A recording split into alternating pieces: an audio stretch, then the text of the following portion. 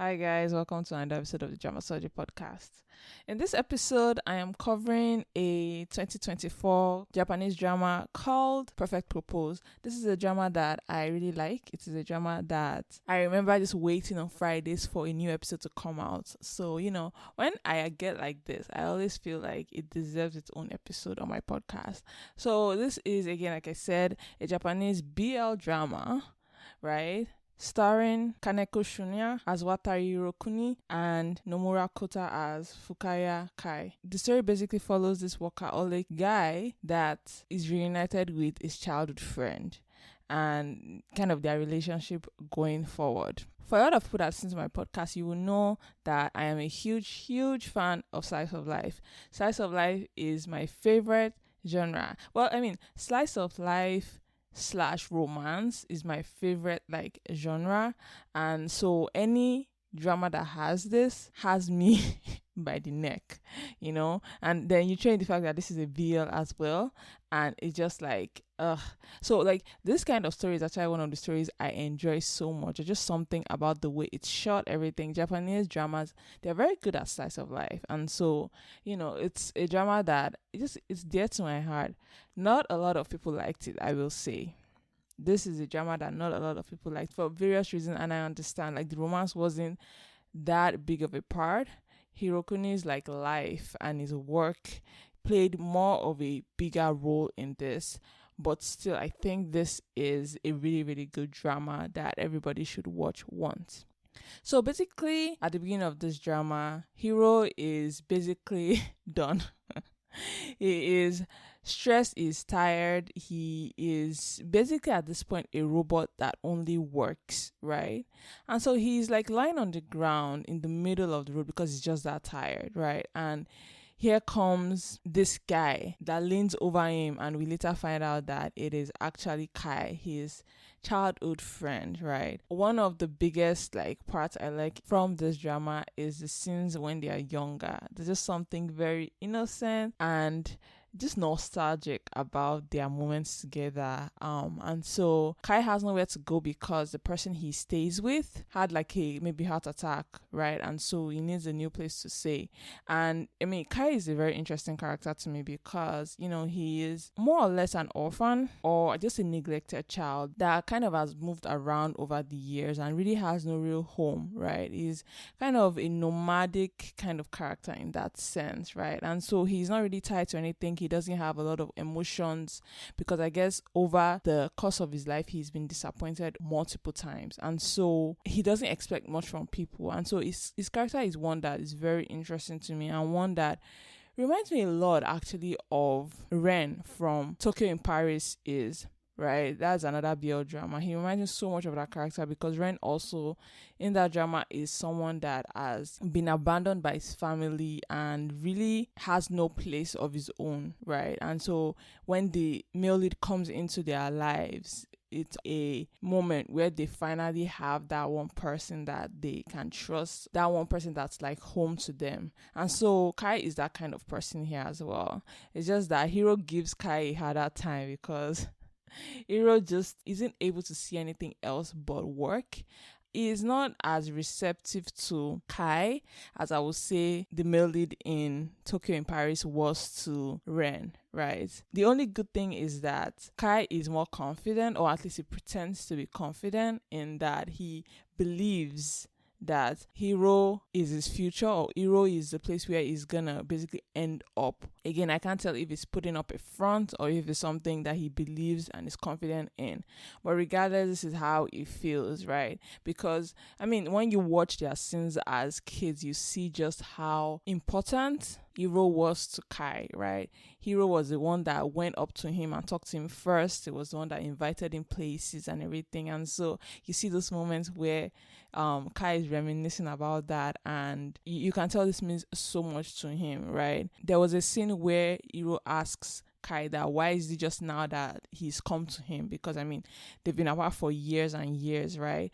And there's one thing to be said that okay, maybe it's because the grandpa he was staying with collapsed, so he needs a new place to stay. But actually, from what Kai said, right, Kai was he was scared of Hiro in the sense that he was scared of change, and he was worried that Hiro would not be the same as he was when he was younger, which makes sense, right? So in a way, Kai is still tied to that romanticized idea of Hiro from when they were younger, because Hiro in the present day is very different from Hiro back when they were younger. And Hiro even mentions that, but Kai can see or feels that they are the same, right? And so in a way he's comforted by that, right?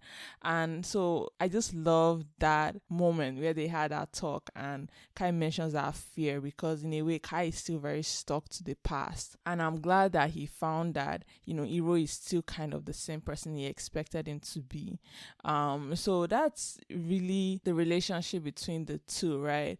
It's one where one of them is kind of going through a lot when it comes to work, and you gotta wonder why he remains at that workplace given how stressed he is, right? But again, like his coworker said, this is like corporate gaslighting and I've never seen it, where it's like your office that's manipulating you into, actually I have seen this before, right? It's basically where your office is manipulating you into thinking you're worthless so that you can remain with them, right? This has happened to me before as well, where like I wanted to leave and the lady at my office was like, oh, but like you will never find a job like this ever, like no one will ever hire you. Like thankfully I had good support, right, around me, kind of the way like Hiro comes to have with Kai, and so I was able to make my decision. But like this is something that is true, and you actually, if you're not careful, you will fall and you feel like you cannot leave that company, even though you're technically their best, best worker, right? So that is the scenario that Hiro finds himself, right? He's tired, right? His boss is a terrible person and he needs to quit ASAP, right? It takes till like the last episode for him to quit, right? Which a lot of people were pissed with, because that means that like the story of his work and his struggle with work took up most of the drama. But that's how it is in, I think, the manga as well. So I mean, if there's one thing about Japan, like they will follow the adaptation like religiously, like they do not mess with that, in the way like Korea is opposite and they are notorious for just butchering adaptations of like popular stories and novels. So Hiro is just tired of work and everything, and having Kai come in and be that person that kind of is there to reset him, see that there's a world outside of work, was very important, right? I really like those moments where he's cooking for him, and there's also that moment we all remember, I think it's in episode 1, and that's why I think a lot of people are pissed with this, is that like episode 1 you see that quick help, quote and unquote, that Kai lends a hand to, pun intended, and that's, I think, the height of their kind of affection for one another. Like I would say that was the top tier moment, right, of just showing us that like romantic relationship between them, or what could be. And from then it's just all Hiro's work and everything. And so I can sense a lot of people were pissed about that, but I was okay with it. I was okay with the overall drama, honestly. And so that moment, like, it doesn't matter that there wasn't more of that, right? Any moment that they had together was just so sweet to me. One moment that I really liked was the scene where they finally share a bed together and Kai just hugs Hiro. It was just, I don't know, there's something about that moment that I really, really like. He just like holds him in his arms, and I was like, oh my god, that's so cute. So yeah, like there isn't much going on in their relationship until like the final moment, but still I think that I really liked it a lot. And so yeah, like Kai is there to kind of reawaken Hiro, right? And this is something that Hiro needs, and I think that like literally he was getting like clear skin after that one night, and after eating Kai's food. Like Kai was like wife coded right, in like the instant that he moved into Hiro's like house, right? And so just the domestic nature of their relationship was just so sweet, and I really, really liked it. So yeah, I mean, this drama is one that it was quick.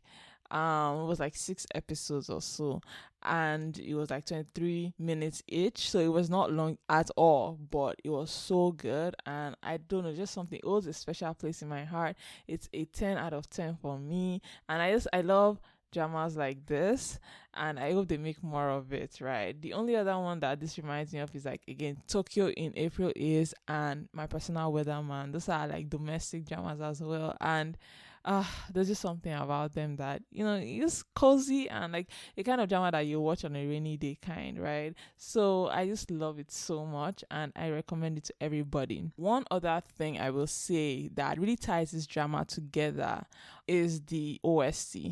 The original soundtrack in this is fantastic. In particular, there is this one song that like reminds me of, I don't know, it's just like so beautiful, and it has this nostalgic feel to it because it plays a lot in like their childhood, younger days. And so if you want to check this song out, it's really just pianos, right? It's like a piano melody that just in the background of a lot of like their scenes. So the song is titled Reason, right? And it's like if you go on like Spotify and you just like Google Perfect Propose OST and you check Reason, like there's a lot of it, but that particular version of like Reason, of that particular melody, is just so good. And I just love it so much. Like it plays a lot in their like younger days, like moments, and it just I love it so much. So yeah, that is another thing. The soundtrack in this is just so good that it ties everything together and makes it just such a little cute drama for me. And so if you've not seen this, I recommend it highly, highly, highly. So yeah, that's really it for this episode. I will see you guys again next week. Thank you guys so much for listening. Have a very, very lovely day. Bye.